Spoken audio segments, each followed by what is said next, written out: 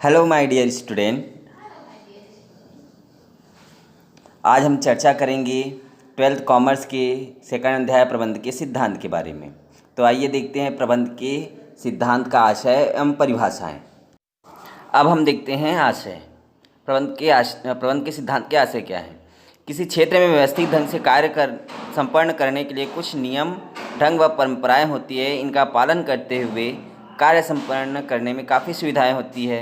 अतः इन परंपराओं व नियमों को हम सिद्धांत कहते हैं। कहने का तात्पर्य यह है कि जब भी हम कोई नियम बनाते हैं या सिद्धांत बनाते हैं, है ना, तो उनके अनुसार हम जब कार्य करते हैं तब उन्हें ही क्या कहते हैं, प्रबंध के सिद्धांत कहते हैं। तो आइए देखते हैं हम इनकी परिभाषाएं के विभिन्न प्रबंध शास्त्रियों ने अपने अपने हिसाब से अपनी अपनी परिभाषाएं दी है, उनको परिभाषित किया गया है प्रबंध के सिद्धांत को। तो कुंटज ओडोनेल के अनुसार देखते हैं प्रबंध के सिद्धांत सामान्य मान्यता प्राप्त हुए आधारभूत सत्य हैं जो प्रबंध से संबंधित कार्यों के परिणाम की भविष्यवाणी करने की क्षमता रखते हैं। कहने का तात्पर्य यह है कि जब कोई कार्य करते हैं और उनसे संबंधित भविष्यवाणी करते हैं कि भविष्य में ऐसा होगा या भविष्य में निम्नलिखित परिणाम प्राप्त हो सकते हैं, तो इस प्रकार के जो कार्य होते हैं जो नियमों के अनुसार कहते हैं कि अगर हम इस नियमावली को क्या करेंगे, फॉलो करेंगे, तब हमें निम्नलिखित परिणाम प्राप्त हो सकते हैं। आइए अब हम देखते हैं प्रबंध की सिद्धांतों की विशेषताएं कि प्रबंध में कौन कौन सी सिद्धांतों की विशेषताएं हैं। तो सबसे पहले आता है सिद्धांतों की सार्वभौमिकता। सार्वभौमिकता से आप लोग भली भांति परिचित हैं। सार्वभौमिकता से तात्पर्य है कि सभी जगह व्याप्त होना या सभी जगह विद्यमान होना। तो सिद्धांत की सार्वभौमिकता है प्रबंध के सिद्धांत प्रत्येक संगठन व समूह पर समान रूप से लागू होते हैं, चाहे वह सरकारी संस्था हो चाहे वह प्राइवेट संस्था हो। इसलिए इसके सार्वभौमिकता पर प्रबंध शास्त्री हेनरी फयोल ने ज़्यादा बल दिया है, क्योंकि प्रबंध का कार्य हम सभी जगह करते हैं, चाहे वह सरकारी क्षेत्र हो या प्राइवेट सेक्टर हो। हम दोनों ही जगह अपना कार्य बखूबी रूप से करते हैं, जिससे यह सभी जगह विद्यमान होता है। अगर हम देखते हैं उदाहरण के तौर पर, तो यह हमारे स्कूल में भी लागू होता है, हमारे दैनिक दिनचर्या में भी लागू होता है। अर्थात जितना भी हम कार्य करते हैं सुबह उठने से लेकर रात सोने तक, सभी जगह हम प्रबंध का ही इस्तेमाल करते हैं, उनके सिद्धांतों के ही आधार पर अपना कार्य करते हैं, क्योंकि यहाँ पर सार्वभौमिकता है, सभी जगह विद्यमान है। आइए अब हम देखते हैं प्रबंध के सिद्धांतों की द्वितीय विशेषताएं। सिद्धांत गत्यात्मक प्रकृति के होते हैं। गत्यात्मक से तात्पर्य है कि यह प्रभाव के अनुसार यह बदल जाते हैं। जैसे कि भौतिक व रसायन शास्त्र में क्या होता है कि उनके जो मान होते हैं वह स्थिर होते हैं, उनमें बदलाव नहीं होता है। लेकिन प्रबंध में अगर प्रभावशील है तो वह प्रबंध के सिद्धांत में स्थिरता नहीं रह पाती है या प्रबंध के सिद्धांत बदल जाते हैं। और आज प्रबंध के जो महत्वपूर्ण सिद्धांत जो पहले थे वह आज की श्रेणी में या आज के परिवेश में वह परिवर्तित हो चुके हैं या फिर वर्तमान स्थिति में लागू नहीं होते हैं। और यह पूर्णतः क्या होता है, लोचपूर्ण होता है, अर्थात समयानुसार इसमें बदलाव किया जा सकता है। अगर समय की मांग है कि इसमें कुछ परिवर्तन किया जाए तो बिल्कुल इसमें परिवर्तन किया जा सकता है। इसके बाद है तीसरा पॉइंट, मानवीय व्यवहार पर केंद्रित। जैसा कि हमने पहले देखा था या पढ़ा था कि प्रबंध का कार्य केवल मानवीय क्रियाओं पर आधारित होता है, तो यहाँ पर भी इनकी विशेषताओं पर इस पर बहुत महत्व दिया गया है कि मानवीय व्यवहार पर केंद्रित होता है। अर्थात जो भी हम कार्य करते हैं वह मनुष्य के द्वारा ही संपन्न किया जाता है। किसी भी संगठन में मनुष्य की भूमिकाएं महत्वपूर्ण होती है, चाहे वह मनुष्य प्रत्यक्ष रूप से कार्य करे या अप्रत्यक्ष रूप से कार्य करे। इनकी समस्त गतिविधियां क्या होंगी, प्रभावशील होगी, और यह पूर्णतः मानवीय व्यवहार पर केंद्रित होती है, जिसके अनुसार यह पूर्ण रूप से मानवीय क्रियाएं कहलाती है। अब देखते हैं इनका चौथा पॉइंट, प्रबंध के सिद्धांत सापेक्ष होते हैं।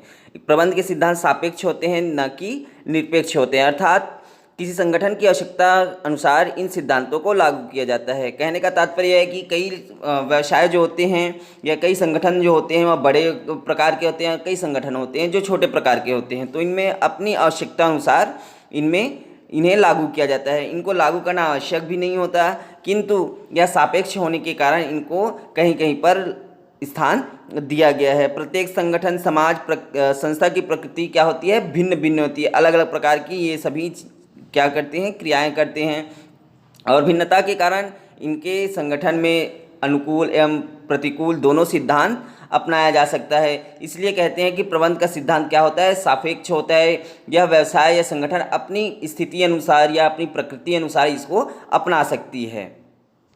अब देखते हैं हम पांचवा पॉइंट, समान महत्व। समान महत्व अर्थात है प्रबंध के सिद्धांत जो होते हैं वह सभी क्षेत्र में समान महत्व रखते हैं, चाहे वह बड़े हो अर्थात या छोटे हो, चाहे वह कोई भी संगठन के लिए महत्वपूर्ण हो या ना हो, फिर भी इनका क्या करते हैं, महत्व जो है समान होता है।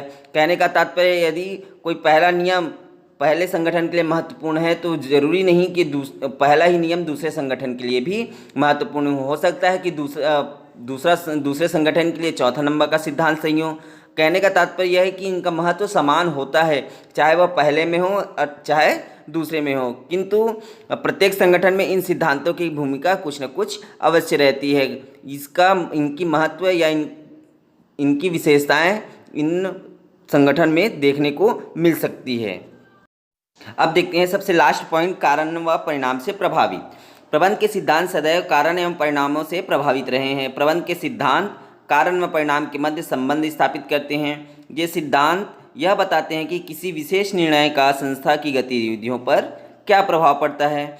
इनके परिणाम जो होते हैं वह पूर्ण रूप से प्रभावित ही रहते हैं, क्योंकि इनमें कोई ना कोई कारण निहित जरूर होता है। कारण और परिणाम के मध्य यह क्या करता है, संबंध स्थापित करता है। जैसे कि इससे पहले हमने बताया था कि कोई भी कार्य करने के पीछे एक कारण होता है, और कारण जब तक कारण ना हो तब तक कोई कार्य नहीं किया जाता, और कार्य करने के पश्चात परिणाम की प्राप्ति अवश्य होती है। तो इसका तात्पर्य यह है कि कारण व परिणाम से यह प्रभावित होता है। प्रबंध के सिद्धांतों में कारण व परिणाम को बहुत महत्वपूर्ण स्थान दिया गया है, क्योंकि कारण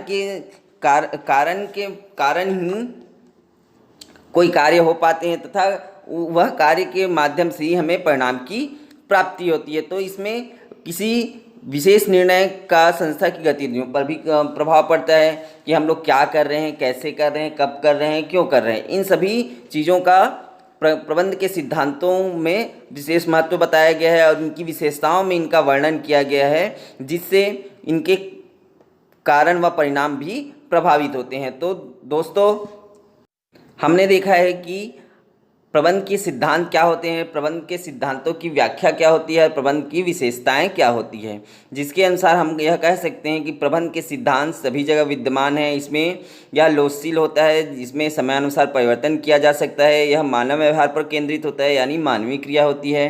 यह प्रबंध के सिद्धांत सापेक्ष होते हैं।